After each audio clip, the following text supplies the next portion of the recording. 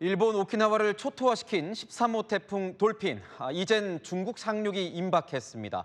중국 동부 연안엔 벌써부터 강한 비바람이 몰아치면서 피해가 잇따르고 있는데 가족과 함께 있던 어린아이가 파도에 휩쓸려 실종되는 사고도 발생했습니다. 베이징에서 성시온 특파원이 전합니다. 섬과 육지를 잇는 다리를 건너는 일가족 4명. 멀리서 거센 물살이 밀려오자 달리기 시작하지만 순식간에 파도가 그대로 덮칩니다. 이후 파도가 지나간 뒤 화면에 포착된 건 단 3명뿐입니다. 过来呀，快过来呀！不听话！哎呀，你总算危险，你这个人，我跟你说了。 그제 저장성 타이저우시에서 9살 아이가 파도에 휩쓸려 실종되는 사고가 발생했습니다.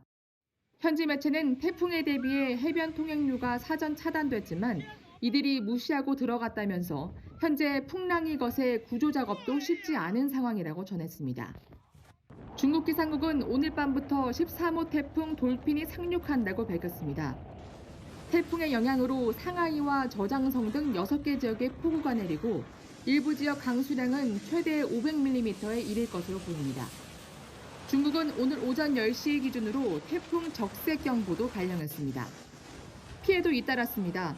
문을 닫으려 안간 힘을 쓰다 유리가 깨지는가 하면 해안가의 사람들이 강풍을 견디지 못하고 주저앉아 바람이 지나가길 기다리는 모습도 포착됐습니다. 앞서 태풍이 지나간 대만에서는 회오리 바람을 목격했다는 글이 올라왔고 쓰러진 가로수가 날아가 변압기가 폭발하기도 했습니다.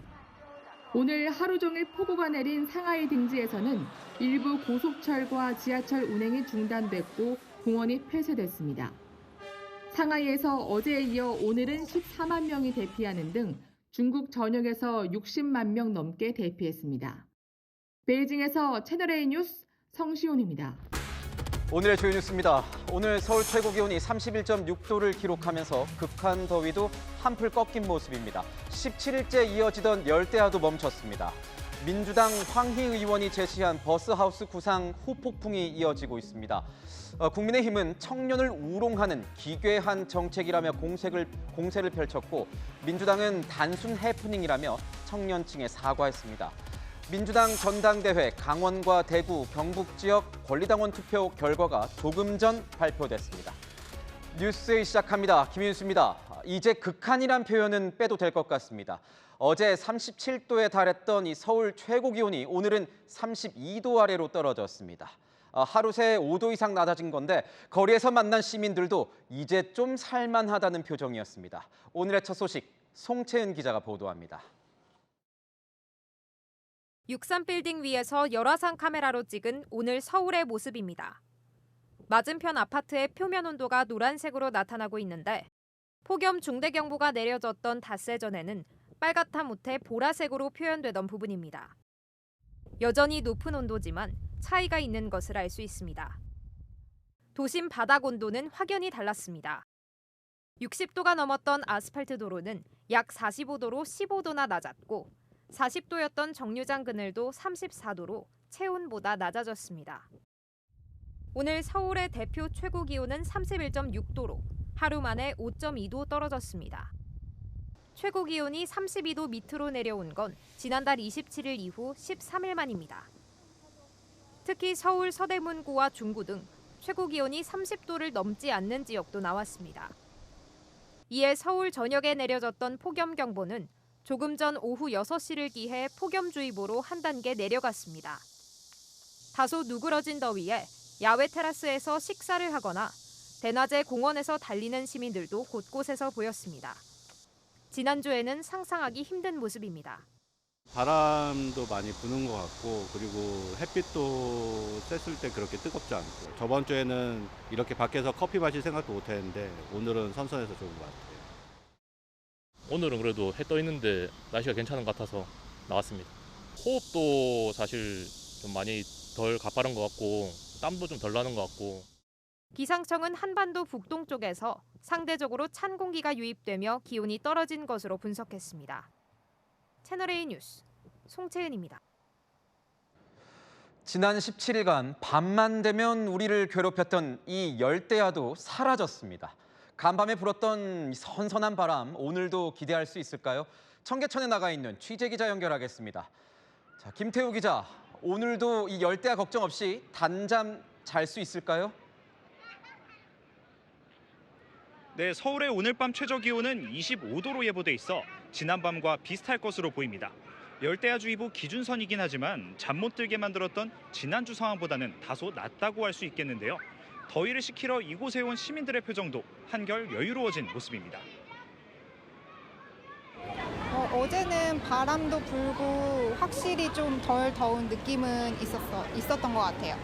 이제 입추도 지나고 했으니까 좀 더위가 사그라들어서 좀 저녁에라도 시원하게 잤으면 좋겠는 바람. 지난밤 서울의 최저 기온은 24.5도를 기록했습니다. 지난달 23일부터 17일 연속 이어지던 열대야가 기준선인 25도 아래로 내려가며 잠시 소강 상태에 접어든 겁니다. 이에 따라 서울 전역에 내려져 있던 열대야주의보는 한강 남쪽만 유지하는 것으로 축소됐습니다. 이 밖에 수도권에서는 과천, 성남 등 일부 지역만 남기고 열대야주의보가 대부분 해제됐고 강원과 충청, 경북과 울산 등 중부 지역을 중심으로 상당수 지역이 해제됐습니다. 다만 호남과 경남, 대구, 부산, 제주 등 남부지방과 일부 도서 지역은 열대야주의보가 계속될 전망입니다. 어제도 남부 대부분 지역에선 밤 최저 기온이 28도 안팎에 머물렀고 제주 북부에서도 32일 연속 열대야가 이어지며 한 달 넘게 밤잠을 설치고 있습니다. 이번 주 내내 서울의 최저 기온은 24도에서 26도 사이를 오르내릴 것으로 전망됩니다. 지금까지 서울 청계천에서 전해드렸습니다. 자, 지금 이 시각 강원도 대관령에 취재 기자가 나가 있습니다. 긴팔을 입어야 할 정도로 쌀쌀하다고 하네요. 비도 온다던데 최다희 기자 연결해 보겠습니다.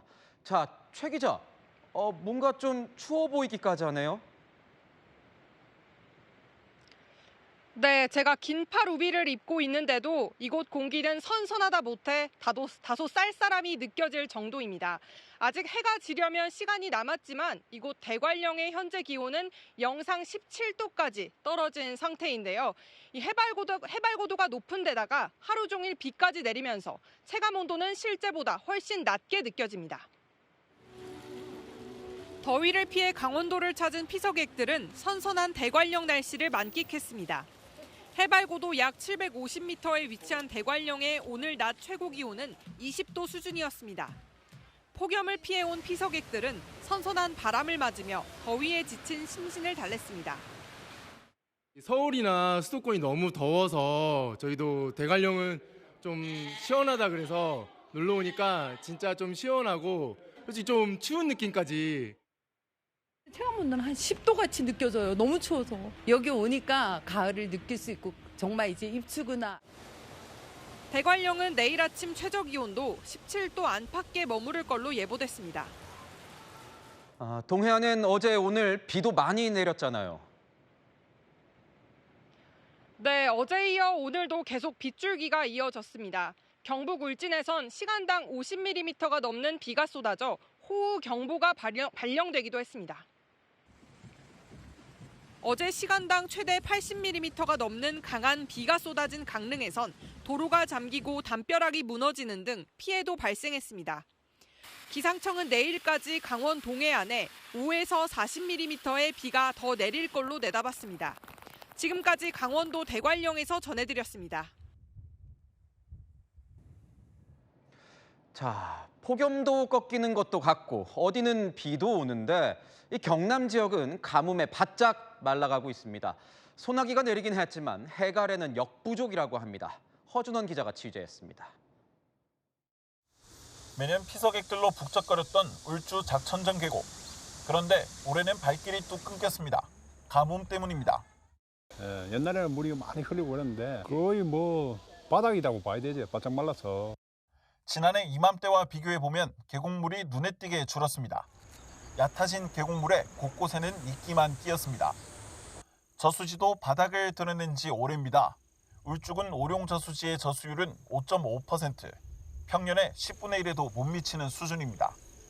경남 18개 시군의 농업용수 평균 저수율은 35%로 평년 70.8%의 절반에 그치고 있습니다. 밀양은 전국에서 유일하게 농업용수 가뭄 심각 단계가 발령됐습니다. 주말 새 영남 지역 곳곳에 기다리던 단비가 내리기도 했지만 가뭄 해결에는 한참 부족합니다.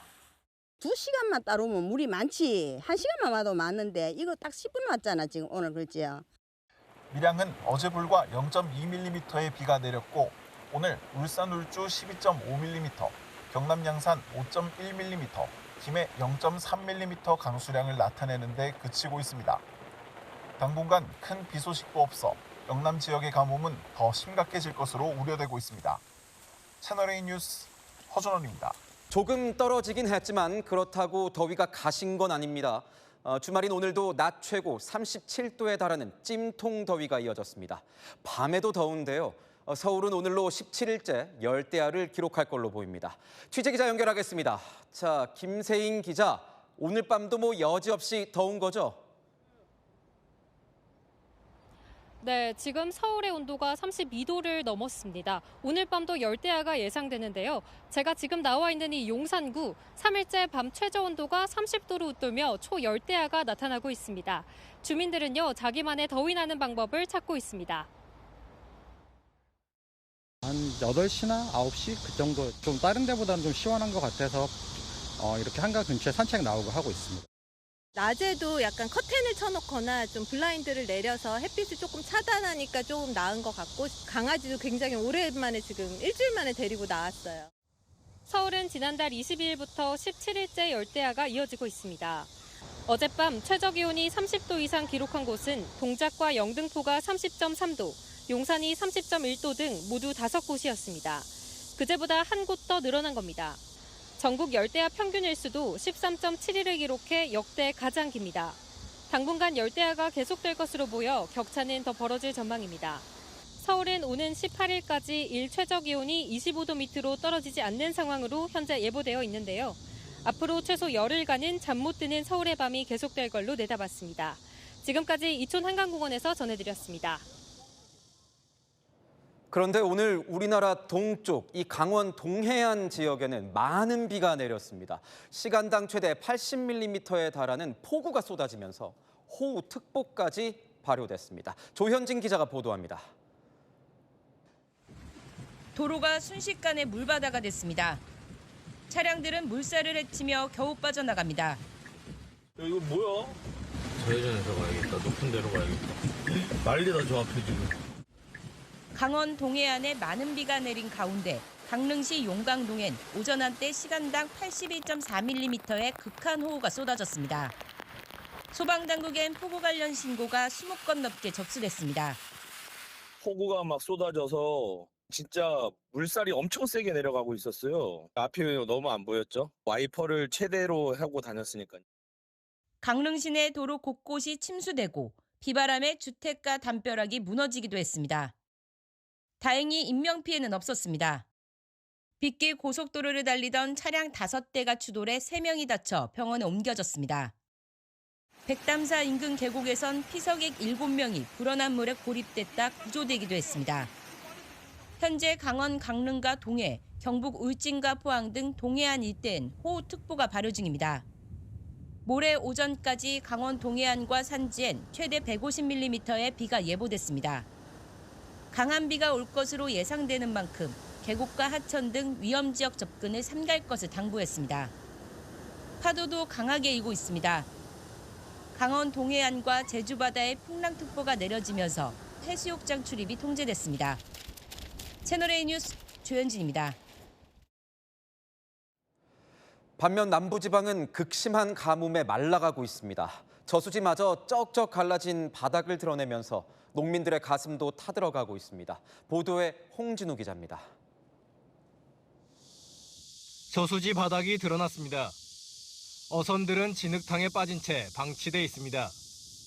550만 톤 넘는 물을 담는 대형 저수지이지만 한 달 넘게 이어진 가뭄에 저수율은 40% 아래로 떨어졌습니다.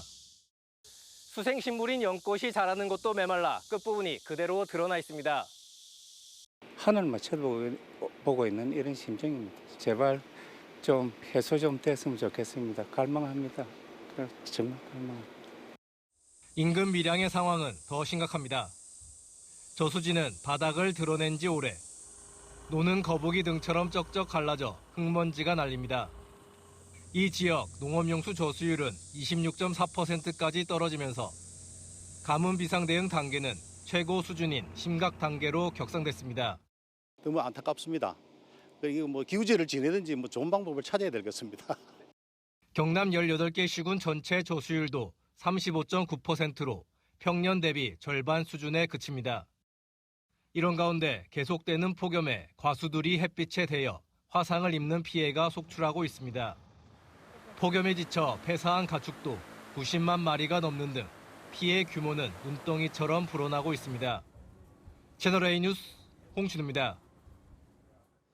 자, 김태욱 차장 나왔습니다. 앞서 리포트 보신 것처럼 오늘 서쪽은 폭염, 동쪽은 폭우 이렇게 극명하게 갈렸습니다. 맞습니다. 서울 덥다고 강릉에 있는 지인에게 이야기를 했더니 비바람 부는 영상을 찍어서 보내주더라고요. 그만큼 차이가 컸습니다. 이 지도를 한번 보시면은요, 이 태백산맥을 중심으로 왼쪽, 그러니까 서울 등 서쪽 지역은 붉은색, 딱 봐도 더워 보이죠. 네. 그리고 오른쪽, 동쪽 지역은 지금 주황색입니다. 확실히 좀 연합니다. 연하네요. 네, 낮 3시 기준 서울은 36.8도였고 강릉은 22.1도였습니다. 14.7도 차이가 날 정도로 동서간 기온차가 극명했습니다. 오늘 강릉에 비가 좀 내린 게 어떤 영향이 좀 있었나요? 맞습니다. 다만 비가 온다고 무조건 기온이 크게 떨어지는 건 아닙니다. 비의 양과 지속 시간이 중요한데요. 수도권에도 오늘 소나기가 내렸지만 양이 많지 않았습니다. 그러다 보니까 오히려 습도가 높아졌고 후텁지근했습니다. 반면 강릉에는 시간당 70mm에 달하는 강한 비가 내렸습니다. 구름이 햇빛을 차단을 하고 그리고 이 많은 비들이 지면에 열을 식혀준 겁니다.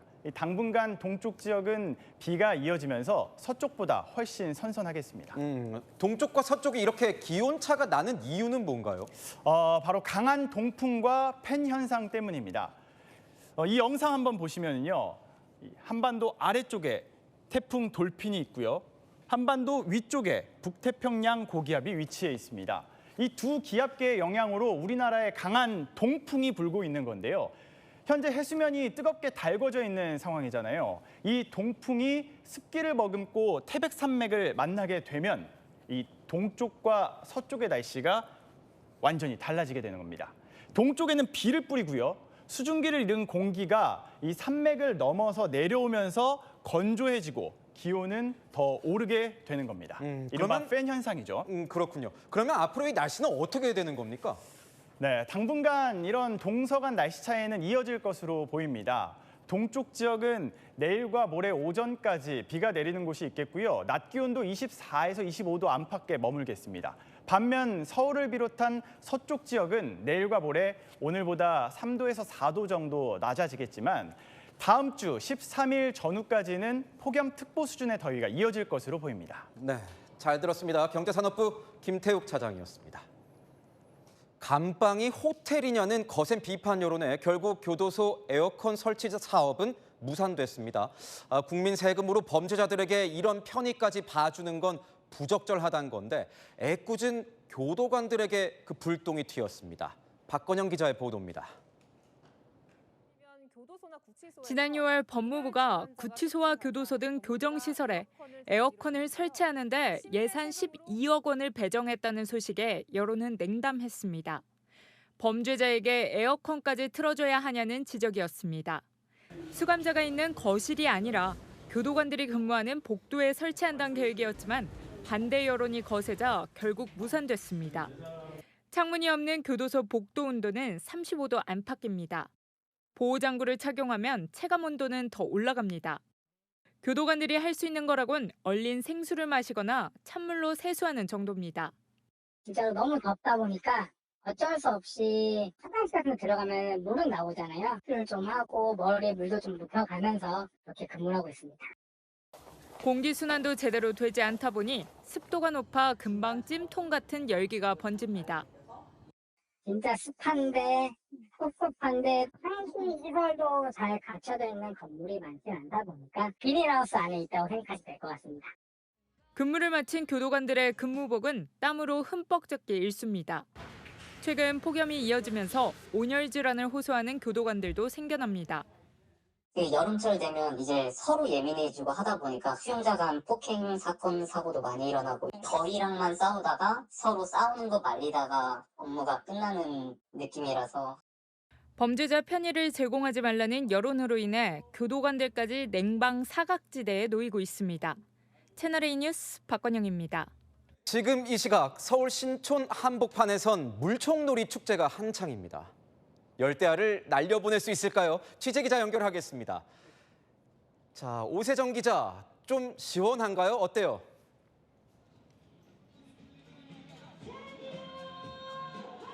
네, 이곳 신촌 연세로는 물놀이장으로 변신했는데요. 지금은 잠시 오후 공연 무대를 준비 중인 모습입니다. 아직 더위가 누그러지진 않았지만 물총을 쏘며 몸을 적시다 보면 한낮 더위가 날아가는 기분입니다. 더위가 싹 사라지는 것 같고 물총에서 갖고 노니까 수영장보다 10배는 더 재밌는 것 같아요. 물총으로 쏘았는데 거의 더위를 날리긴 하는데 바람 불어서 추워졌어요. 경쾌한 음악이 울려 퍼지는 거리에서 참가자들은 서로 물총을 쏘며 즐거운 주말을 보냈습니다.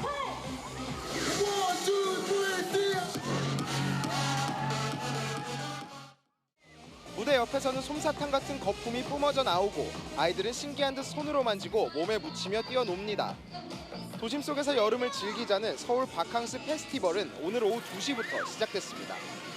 저도 물총축제 현장에 참여해봤습니다. 입추가 지났지만 시민들은 일주일 내내 이어진 폭염 스트레스를 날리며 더위를 잊었습니다. 요즘 날씨가 너무 더워서 일주일 동안 물놀이 하고 싶어서 이것만 기다렸어요. 조금 뒤 해가 지면 축제 성격이 바뀌는데요. DJ 공연과 함께 도심 거리가 거대한 클럽으로 변모할 예정입니다. 축제는 내일까지 이어지는데 주말 동안 신촌 연세로 일대는 교통이 통제되고 버스도 임시 우회 운행할 예정입니다. 지금까지 신촌 연세로에서 전해드렸습니다. 푹푹 찌는 열기, 내일은 조금 나아집니다. 오늘 서울은 최고 기온 36.8도로 햇볕도 뜨거웠는데요.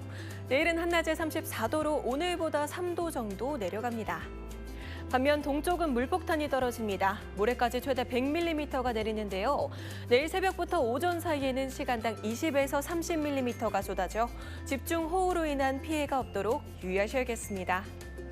내일 한낮 기온은 전국 대부분 34도로 여전히 무덥겠고요. 비가 오는 동해안은 강릉 26도, 울산 31도로 비교적 낮겠습니다. 다음 주에도 35도 안팎의 무더위는 계속됩니다. 날씨였습니다. 여러분, 오늘이 입추입니다. 절기상 입추인데요. 가을의 시작을 알리는 입추지만 기록적인 폭염은 여전히 맹위를 떨치고 있죠. 오늘도요, 낮 최고 기온이 40도에 육박할 것으로 예보되고 있습니다. 전국 곳곳이 찜통이라고 하는 게 딱 맞을 것 같은데요. 그런데 이 지하로 지나다니는 지하철도 예외가 아닙니다. 폭염 속에 직장인들의 퇴근길 함께 해봤습니다. 영상 보시죠. 열차를 기다리는 승객들 발 디딜 틈 없이 길게 늘어서 있는데요. 빽빽한 열차 안 상황은 더 답답합니다. 서로의 숨결까지 느껴질 만큼 꽉 들어찬 승객들 사이에서는 어깨를 펴기조차 쉽지 않은데요. 휴대용 선풍기로 흐르는 땀을 식혀보지만 후텁지근한 열기와 습기를 가라앉히기에는 역부족입니다. 제가 필리핀에서도 유학을 했었는데 거기보다 더 습한 것 같고 찝찝하니까 그게 좀 많이 불편한 것 같아요. 자, 저도 지하철을 타고 출퇴근을 하지만 저는 좀 일찍 출근을 해서 그나마 좀 다행이거든요. 근데 전철 차 안에 타면은 그래도 좀 냉기가 느껴집니다. 근데 이거 기다리는 동안 이거 대책이 없더라고요. 그렇습니다. 왜냐하면 냉방 시설이 갖추어지지 않은 역사들이 굉장히 그러니까요. 많거든요. 지금 조사에 따르면 서울 지하철 1호선에서 8호선 중에서 냉방 설비가 되어 있지 않은 역사가 총 51곳입니다. 그중에 이제 지하의 경우에는 26곳, 지상의 경우에는 25곳인데 물론 너무 덥다 보니까 이렇게 이동식 냉방기라든지 냉풍기 여러 가지 대기 공간을 마련한다라든지 노력을 기울이고 있는데 이마저도 고장이 나거나 아니면 전력 때문에 또 여의치가 그렇죠. 않은 것 같아요. 그러다 보니까 사실상 승객들이 느끼는 그 체감하는 정도가 굉장히 좀 낮다라고 볼 수밖에 없겠습니다. 그렇군요. 자, 이렇게 찜통 같은 지하철을 뚫고 어렵게 회사에 도착을 해도, 일터에 도착을 해도 더위를 피할 수 없는 분들이 계십니다. 바로 뜨거운 불 또는 기름 앞에서 일을 해야 하시는 시장 상인들인데요. 한여름 무더위와 맞서는 상인들의 여름나기를 영상으로 설명드리겠습니다. 화구에서 솟아오른 불길이 기름을 뜨겁게 달구고 있습니다. 이글거리는 철판 위 기름 표면 온도를 재보니 240도를 훌쩍 넘습니다. 떡볶이 양념을 버무리다 보면 얼굴에는 금세 굵은 땀방울이 맺힙니다. 연탄불에 생선을 굽는 식당도 더위와 사투를 벌이기는 마찬가지입니다. 뜨거운 열기에 솟아오르는 연기까지 견뎌야 하는데요. 보기만 해도 숨이 턱턱 막히는 작업 현장입니다. 재난급 무더위 속에서 상인들에게는 바람 한 점도 간절한 상황입니다. 진짜 잠깐이라도 겨울 왔다 갔으면 좋겠어요. 잠깐이라도 겨울이 왔다 갔으면 좋겠다라는 저 어머님의 말이 참 인상적인데, 근데 이 상인들, 특히 식당을 운영하시는 분들이 겪는 게 이중고, 삼중고라고 해요. 뭐 음식이야 맨날 하던 거니까 어쩔 수 없이 한다 치지만 상인들이 겪는 이중고, 삼중고 뭔가요? 그러니까 말씀해 주신 것처럼 불 앞에 있어야 되니까 힘든 거 첫 번째. 그쵸. 그다음에 이 손님들의 발길이 뚝 끊기는 겁니다. 아, 왜냐면 외부 활동하지 말라 그러니까. 그렇죠. 우리가 온열 질환 환자가 많이 발생하게 되면서 외출 삼가세요 이런 얘기 계속 하잖아요. 그러니까 손님들이 정말 발길이 뚝 끊긴 상황이고, 그럼에도 불구하고 그렇다고 놔두실 수는 없잖아요. 가게를 열어두고 계속해서 냉방을 할 수밖에 없는 상황이다 보니까 비용 지출, 냉방비가 전기료. 그렇습니다. 많이 손님은 나오는 없는데 거죠. 빈 식당에 에어컨은 켜놔야 되고. 그렇습니다. 그렇기 때문에 많은 상인들이 지금 이중고, 삼중고를 겪고 있다라는 이야기가 나옵니다. 그렇군요. 자, 이렇게 기록적인 폭염 때문에 구슬땀을 흘리는 곳은 또 이런 시장 상인분들뿐만이 아닙니다. 유통 배송 업계도 더위 속에 신선도 유지를 하고 또 제 시간에 배달해드리기 위해서 비상이 걸렸는데요. 배송 과정에서 식품이 상하지 않도록 평소보다 냉매제를 더 많이 넣어야 됩니다. 이것도 또 다 돈이잖아요. 신선 관리에 안간힘을 쓰고 있다네요. 평소 넣는 것보다 2배가량 정도 늘려서 넣고 있습니다. 아무래도 사용량이 2배 늘어나다 보니까 보유량도 2배를 늘려야죠. 이거 얼음을 2배 넣으면 시간이 2배 가는 건 맞아요? 이게 조사를 실제로 이제 실험을 해보니까요. 얼음팩 2개를 넣는 것보다 4개, 2배를 넣게 되면 5분 정도 더 시간을 벌 수 있다라고 해요. 겨우 5분? 맞습니다. 근데 그럼에도 불구하고 소비자에게 요즘 이제 덥다 보니까 뭐 아이스크림이라든지 아니면 시원한 신선 제품들 많이 구매를 하시는데 네. 그게 또 녹아서 가면 안 되잖아요. 그렇죠. 그리고 뭐 생선이라든지 고기, 육류의 경우에는 상하면 먹을 수가 없기 때문에 어쩔 수 없이 냉매에 사용하는 그러한 비용 지출을 늘리고 있다라는 이야기입니다. 네. 아유, 만에 하나라도 뭐 좀 녹아서 도착하거나 뭐 물건이 조금 문제가 있으면 그거요. 다 배달 기사님이 또 물어줘야 된다면서요. 그러니까 어쩔 수 없이 또 신속하게 갈 수밖에 없습니다.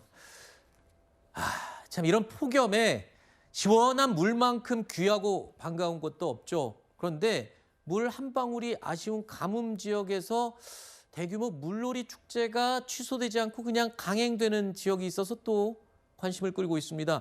논해될 물도 모자라다는데 농민들과 지역 상권이 살아나길 바라는 또 상인들의 입장도 또 무시할 수가 없습니다. 축제 통해서 장사하시는 분들도 또 무시할 수가 없는 거죠. 들어보시죠. 물차로 가지고 왔으면 좋겠다. 이 생각까지도 지금 들 정도입니다. 땀 한 방울도 제가 지금 논에다가 헤치고 가야 될 그런 상황입니다. 비가 내렸으면 하는 마음이 더 저도 굴뚝같이 있는데요. 소상공인들이나 행사 관계자분들에게는 또 그만한 피해가 돌아가는 거기 때문에 아유, 이걸 어쩝니까?